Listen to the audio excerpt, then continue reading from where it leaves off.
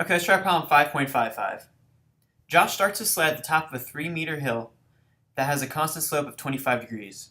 After reaching the bottom, he slides across a horizontal patch of snow. The hill is frictionless, but the coefficient of kinetic friction between his sled and the snow is 0.05. How far from the base of the hill does he end up? Okay, so the first thing to do is just to draw a picture. So I'm just going to represent the hill as a triangle. And we know the slope of the hill is 25 degrees, so I'm just going to call that theta. And then we know the height of the hill is 3 meters, so I'm going to call that h. And then we know that he travels across a horizontal patch of snow. So that's snow right there. And we know that the mu kinetic constant is going to be 0.05. Okay. So the first thing to do is going to be to find his acceleration down the hill. So the only force that's acting on him is going to be gravity. And gravity always points straight downwards.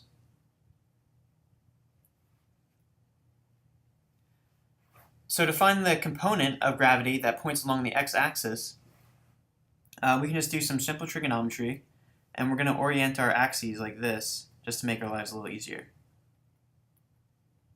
So here's my y-axis, and here's my x-axis. Now just using simple trigonometry, we know that this angle right here and this point has to be 90 minus theta, which means that this right here also has to be theta. And so if we want the component of acceleration that's going to point along our x-axis, we can just make this little triangle right here. So using the y-axis and then drop it perpendicular over here, we know that sine of theta is going to be the component of gravity, which is going to be our acceleration down the hill. So we'll call this side of the triangle A over here. And so sine of theta is equal to the opposite of our hypotenuse, right? So A over the hypotenuse, which is just G. So rearranging this over here, we know that our component of acceleration is going to be A. A is equal to G times sine of theta. Okay, so now we know that our acceleration down the hill along our x-axis. So let's actually find out how long this x-axis is. And to do that, we just do some more trigonometry, right? Because we know theta and we know the opposite side over here. So again, we're just going to use sine. So sine of theta. I'm just going to call this distance along the slope of the hill x is going to be opposite, which is h, over the hypotenuse, which we're calling x, which is this right here. And so solving for that x over here, we just multiply x to both sides and divide both sides by sine of theta, and we get x is equal to h over sine theta. Okay, so now where does this get us? So now we know the acceleration along our x-axis, and we also know the distance of our x-axis. So now we can go ahead and use some of our kinematic equations. We know a, we know x, and we know the initial velocity, which is 0, and we're trying to find the final velocity. So let's use one of our equations that relate all those things. So the final velocity squared is equal to the initial velocity squared plus 2 times the acceleration times the distance. And we know vi squared is going to be 0, right? Starting from rest and sliding down the hill, so this goes away.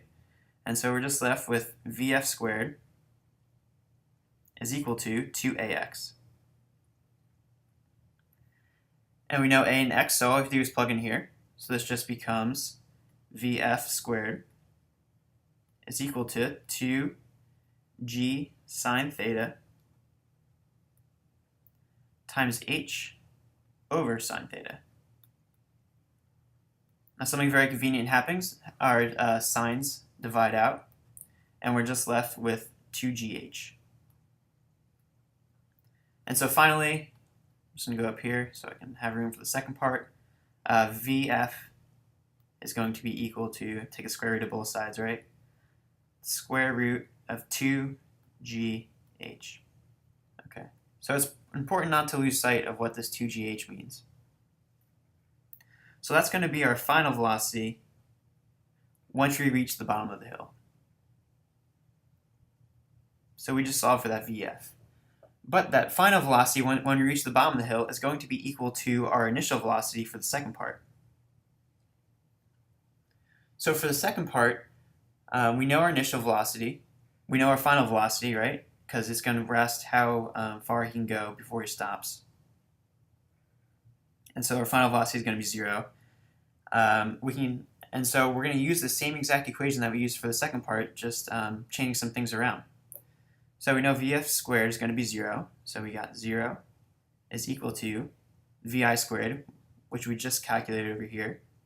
And it's equal to square root of 2gh, but we're squaring it, so it's going to be 2gh plus 2ax.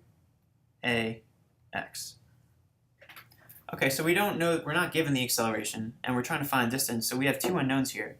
But we can find the acceleration, because the only force that's acting on him once he hits the snow is going to be the frictional force, which is going to act opposite his motion. It's going to act in that direction.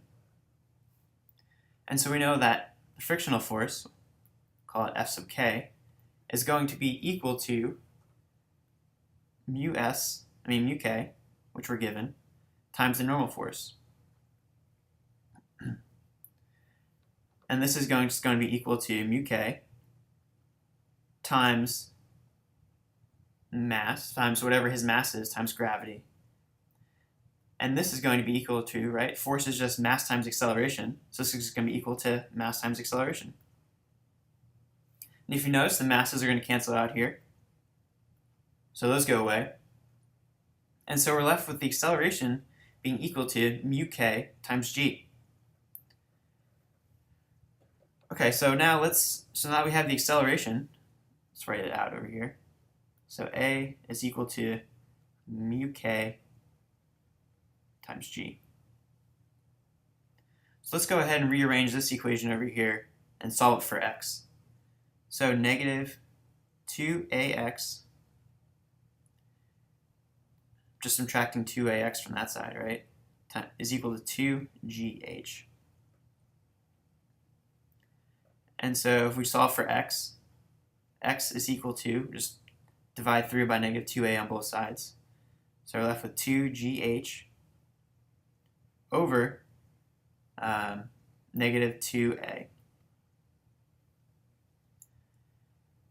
So something to notice over here is that our acceleration is opposite his motion, so it's going to be negative. So that's going to make this positive over here. And so this just becomes 2gh over 2 times the acceleration, which is just mu k times g. And so the 2's divide out, the gravity constant divides out, and so we're just left with h over mu k. And so this is equal to h, which we're given, which is 3.0 meters, over mu k, which is 0.05. And so if we throw this in our calculator, this all comes out to 60 meters. That seems pretty reasonable, right? If he goes down a 3-meter high hill without friction, he's going to be moving pretty fast. And so that's problem 5.55.